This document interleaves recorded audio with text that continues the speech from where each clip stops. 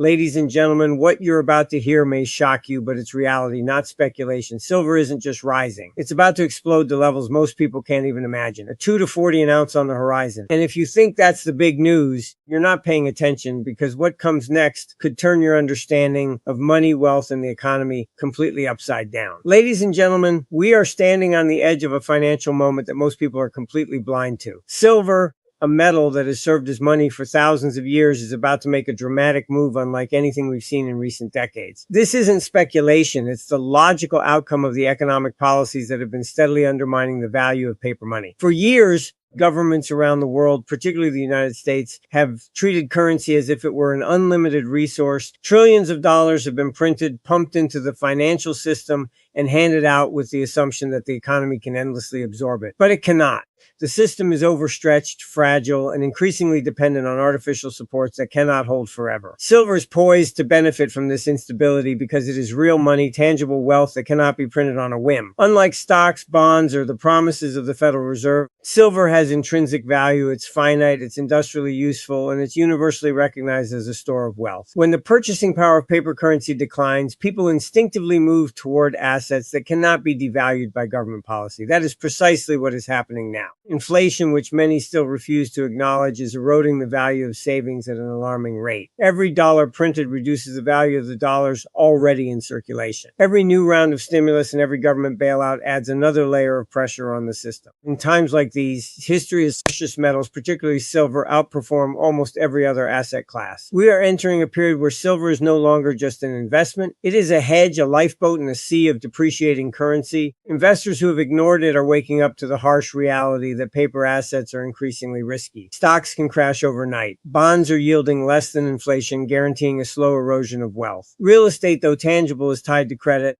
which is a house of cards in an economy built on debt. Silver, on the other hand, provides security in a world that is losing faith in paper money. Its supply is limited, its demand is growing, and its prices historically move dramatically when inflationary pressures reach a tipping point. One factor driving this surge is the weakening U.S. dollar. While mainstream media still praises the dollar as strong, the reality is that its strength is relative, and relative strength is meaningless. When the system itself is deteriorating as confidence in the dollar declines, investors naturally turn to alternative stores of value. Silver, with its long history, as money becomes not just an investment but a refuge. And the signs are unmistakable. Demand from both industrial users and investors has been steadily climbing. Silver mining production cannot keep pace with the growing appetite. Supply constraints are emerging precisely when they are most critical, setting the stage for a sharp upward price movement. Another factor fueling the surge is the behavior of the central banks. When interest rates are kept artificially low and when monetary policy favors liquidity over stability, real assets like silver become more attractive. Investors do not seek returns in a system that punishes savers and inflates away purchasing power. They seek security, and silver provides that security in a way that no fiat currency ever can. It is a physical asset that you can hold, store, and rely upon, immune to the whims of policymakers who continue to debase the currency. The psychological component cannot be ignored either.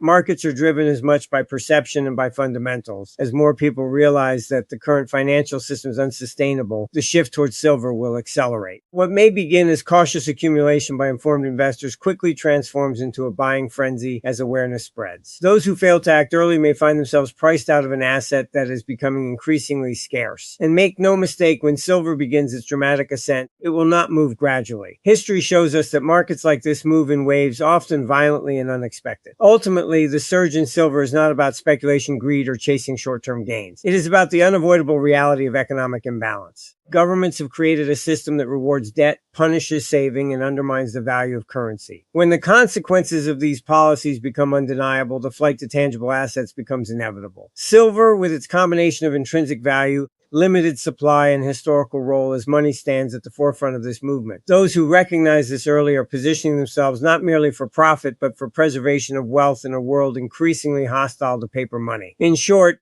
silver's imminent surge is the result of years of economic mismanagement finally catching up with the system. It is the predictable reaction of investors to a currency losing its value.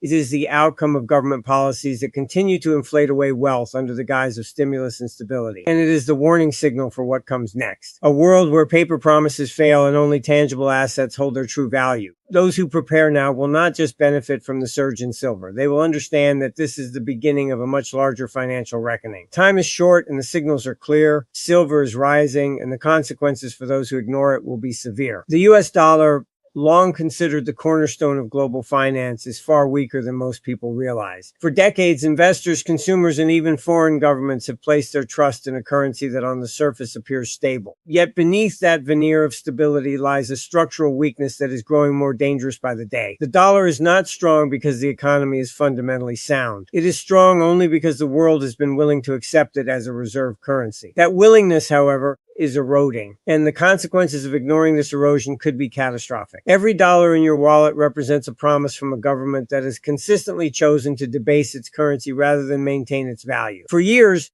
the Federal Reserve and Congress have treated money as a tool to manipulate markets, fund endless programs, and postpone the consequences of excessive debt. Trillions of dollars have been created out of thin air. They have been injected into the financial system to stabilize banks, prop up failing corporations, and stimulate consumer spending. But creating money in this way does not create real wealth. It only creates the illusion of prosperity while slowly destroying purchasing power. Inflation, often dismissed as a temporary phenomenon, is in fact a hidden tax on savings and wages. It is the silent transfer of wealth from the productive to the indebted, from savers to spenders, from those who understand money to those who blindly trust it. When prices rise, the dollar buys less. Your paychecks buy less, your retirement savings lose value. Yet many Americans continue to believe that as long as nominal figures like stock market indices are rising, they are getting richer. In reality, they are falling behind, and the pace of that decline is accelerating as the dollar continues to weaken. The mechanisms of inflation are straightforward. When the government prints money and injects it into the economy, it increases the money supply faster than the supply of goods and services. When there are more dollars chasing the same amount of goods, prices rise. It is not complicated, and it has been observed countless times throughout history. Yet policymakers persist in denying the obvious. They speak of transitory inflation while simultaneously doubling down on the very policies that cause it. They ignore the structural imbalances in the economy and focus instead on superficial indicators that obscure the underlying damage.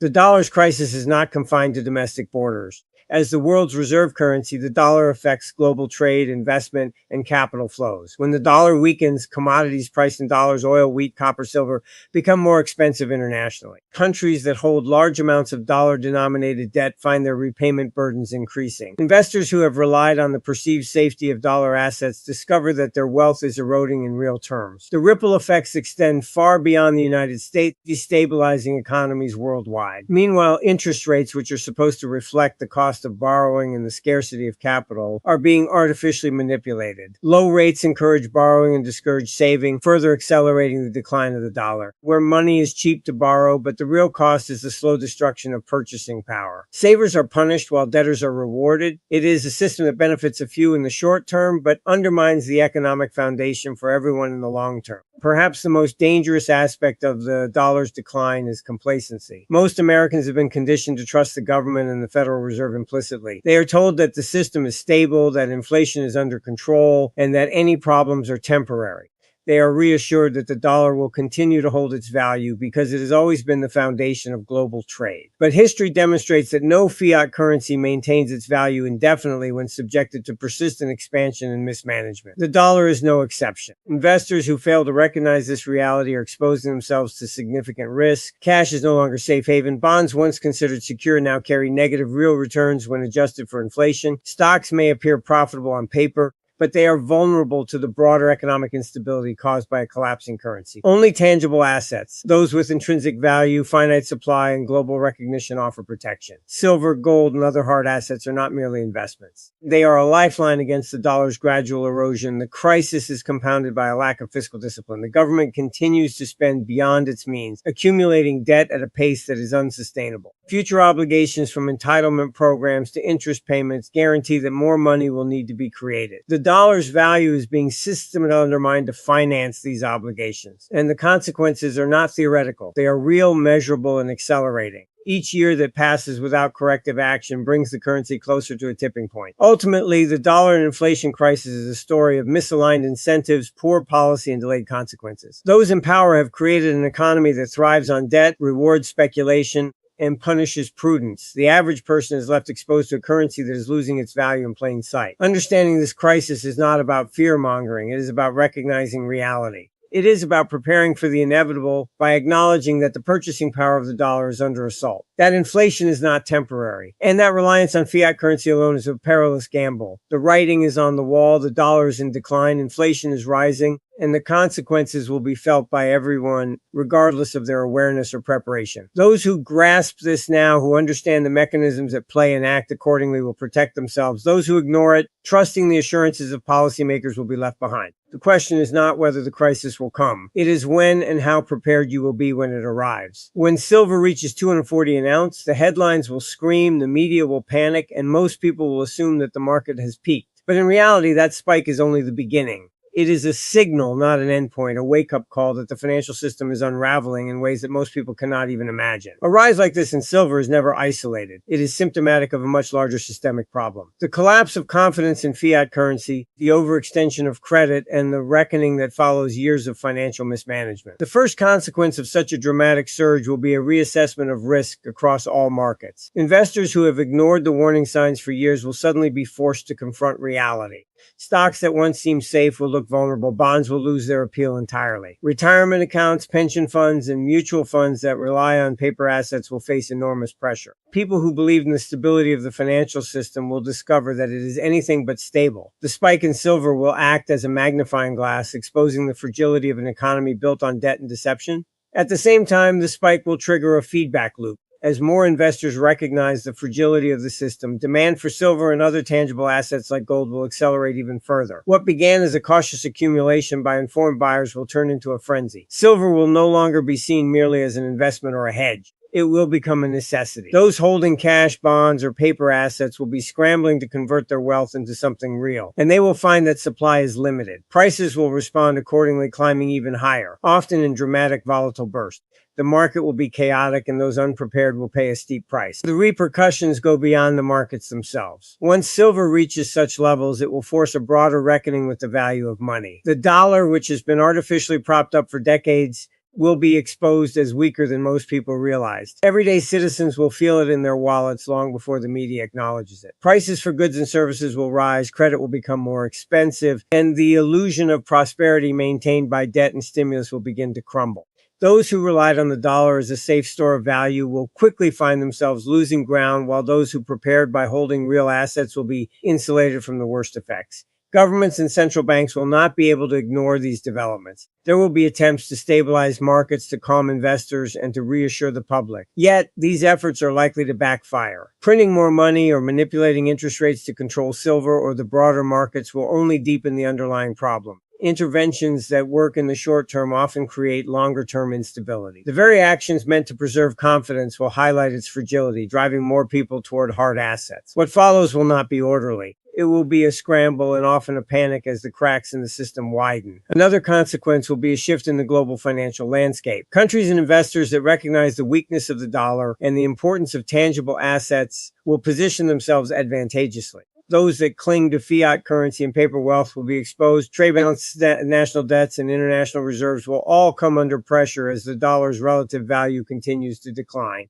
Silver, being globally recognized and historically stable as a store of value, will become a central component of wealth preservation, not just in the U.S., but worldwide. At the individual level, the spike will be a test of preparedness. Those who have ignored the fundamentals, trusting in government as assurances and financial advisors, will find themselves unprepared for the volatility and consequences that follow. The sudden surge in silver will act as a catalyst for broader financial stress, triggering margin calls, liquidations, and rapid shifts in wealth. It will not be gentle or predictable. Investors who act out of panic rather than understanding will often lose, while those who recognize the inevitability of this event will find opportunities to protect and even grow their wealth. Perhaps the most important lesson from the spike is that it is a warning about the fragility of the entire system. Silver's rise to 240 is not just a market event, it is an economic signal. It tells us that fiat currency, debt-based markets, and artificial financial supports cannot withstand the pressures of reality indefinitely. When the bubble bursts or when confidence finally iridesces, the shock will be felt across the economy. Prices, investments, and even employment may all be affected in ways that seem disproportionate at first, but are entirely consistent with the underlying imbalance. Finally, what comes after the spike is not merely volatility or opportunity. It is a fundamental shift in perspective. People will realize that money in the form of government promises and paper assets is not as secure as they thought. They will understand that wealth is not measured by bank balances or stock quotes, but by tangible intrinsic value that cannot be manipulated or printed at will. Those who recognize this early will have the advantage. Those who ignore it will be caught off guard. The spike is a lesson, a warning, and a call to action all at once. It is not just a number on a chart. It is a revelation of systemic risk that has been ignored for too long. The surge in silver is inevitable given the current economic trajectory. But what comes next? The chaos, the reassessment, the panic, and the realignment of wealth is equally certain. This is not hyperbole. It is a logical conclusion drawn from decades of monetary mismanagement, debt accumulation, and financial illusion. The question is not whether these consequences will happen, but whether you will recognize them in time to act. Because when silver spikes, it will illuminate everything that is fragile in the financial system. And what follows will shock those who are unprepared. In an economic environment dominated by reckless monetary policy, excessive debt, and the erosion of purchasing power, wealth preservation is no longer a theoretical concept. It is a necessity. For decades, people have been taught that wealth grows primarily through accumulation of paper assets, bank accounts, and stock portfolios. But history shows that when the system is built on fragile foundations, these forms of wealth are incredibly vulnerable. True wealth is not measured by numbers on a screen or in a ledger. It is measured by real tangible assets that hold intrinsic value and resist the corrosive effects of inflation, currency debasement, and financial instability. The first principle of wealth preservation is understanding the nature of money. Paper currency is a promise, and promises are only as good as the entity backing them. In the case of the US dollar and other fiat currencies, that promise is tied to the credit and authority of the issuing government. Yet governments today are far more willing to manipulate, inflate, and devalue their currencies than they are to maintain their purchasing power. Every dollar printed, every interest rate manipulated, every fiscal stimulus passed without backing reduces the value of existing money. Those who fail to recognize this fundamental truth are unwittingly losing wealth every day simply by holding cash or cash equivalents. Real wealth preservation requires moving beyond the illusion of nominal value and securing assets that cannot be eroded by policy. Physical commodities, particularly precious metals like silver and gold, offer a unique combination of stability, liquidity, and intrinsic value. Unlike paper assets, their supply is finite and their value is recognized globally. Historically, these metals have served as money, as hedges against inflation, and as a refuge during periods of economic instability. Owning silver and gold is not speculation. It is a defensive strategy against the slow erosion of wealth caused by systemic economic weaknesses. Diversification is another critical aspect. While precious metals serve as the cornerstone of a preservation strategy, they should be complemented by other real assets such as property, farmland, or commodities with intrinsic utility. Diversification is not simply about maximizing return. It is about reducing exposure to systemic risk. When financial markets experience shocks, paper-based assets often decline in tandem, leaving investors with simultaneous losses across multiple holdings. Real assets, by contrast, behave differently because their value is rooted in tangible utility and scarcity. This makes them far more resilient in the face of monetary crisis. A key misconception about wealth preservation is that it is passive. True preservation requires constant vigilance, awareness of economic trends, and an understanding of the mechanisms that threaten purchasing power. The strategies that worked in one era may fail in another. For instance, bonds once considered safe are now producing negative real returns after adjusting for inflation.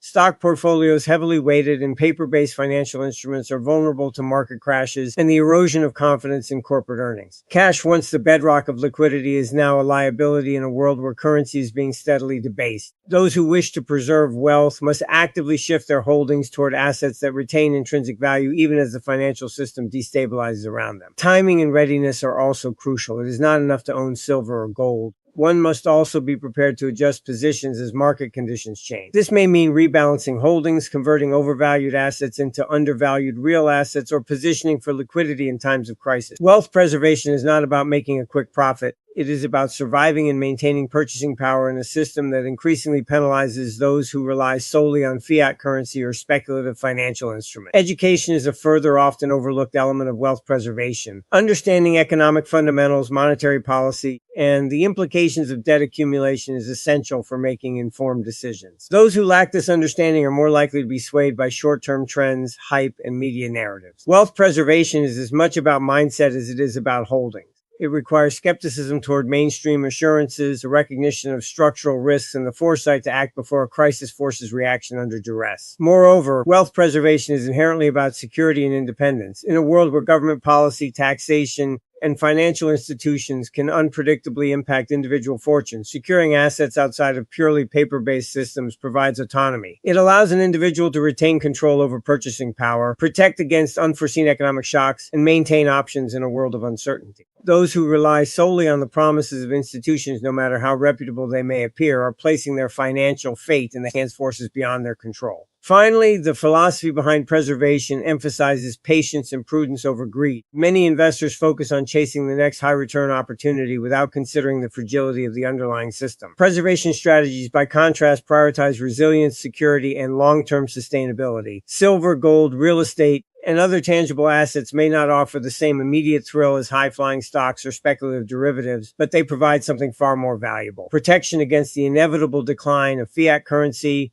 and the systemic shocks that accompany it. The reality is clear in today's economic environment. The erosion of purchasing power is constant, systemic, and accelerating. Those who ignore the warning signs, who cling to cash or paper assets under the assumption that the system is stable, are gradually losing wealth, even if it is not immediately apparent. True wealth preservation requires foresight, discipline, and a commitment to tangible real assets. It is a strategy built on understanding the fragility of the financial system, the limitations of fiat currency, and the enduring value of real money. Those who embrace it will not only survive the coming storms, they will be positioned to thrive when others are left scrambling to protect what they once thought was secure. So here's the lesson. Don't wait until the headlines scream. Don't think that the moment silver hits 2D40, the danger is past. It's only accelerating. Protect yourself now. Understand the system, understand the risks, and recognize that what most people call a market opportunity is actually a survival strategy, because when the shock hits, it won't be the rise of silver that surprises you. It will be how unprepared the world was for what comes next. And if you act wisely, you won't just survive the storm. You'll thrive in it.